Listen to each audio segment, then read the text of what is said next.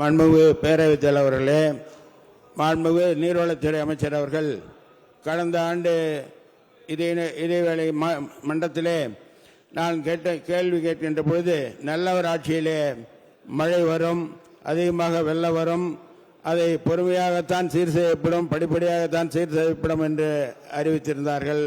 அந்த வகையிலே நல்லவர் ஆட்சியிலே மேலும் மேலும் மழை பெய்து கொண்டிருக்கின்றது.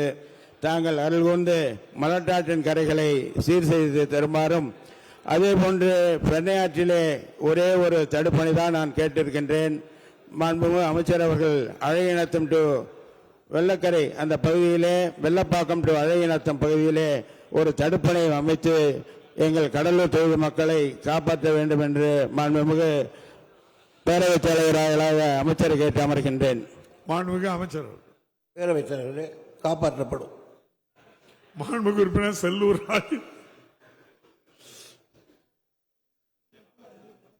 மாண்புமிகு பேரவைத் தலைவர்களே, மாண்புமிகு அண்ணன் நீர்வளத்துறை அமைச்சர் அவர்கள் எங்கள் பறவை பேரூராட்சி சமயநல்லூர் பகுதி, அந்த பகுதி மக்களுக்கு குடிநீர் ஆதாரத்திற்காகவும் அதே பகுதியில் விவசாயம் செய்வதற்காகவும் தடுப்பணை எங்களுடைய ஆட்சியிலே எல்லாம் வரைபடம் எல்லாம் போடப்பட்டு நிதிக்காக ஒதுக்கப்பட்டது. அண்ணன் அவர்கள் முதலிலே கொடுத்தார்கள். அதை திரும்ப இந்த ஆண்டு நிறைவேற்ற வேண்டும் என்று மாண்புமிகு நிதியமைச்சர் அவர்கள், மாண்புமிகு பேரவைத் தலைவர் மூலமாக மாண்புமிகு நீர்வளத்துறை அமைச்சர் அவர்கள் கேட்டுக்கொள்கிறேன். அந்த தடுப்பணைக்கு படம் போடப்பட்டுள்ளது எங்க ஆட்சியில், அதை கட்டி தருவீர்களான்னு கேட்காங்க.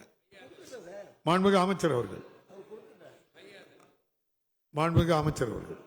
தடுப்பணை கேட்டீங்க, கொடுத்துட்டேன். இனி ஒரு முன்ன கொடுக்குறது என்னது? அதே டெண்டர்.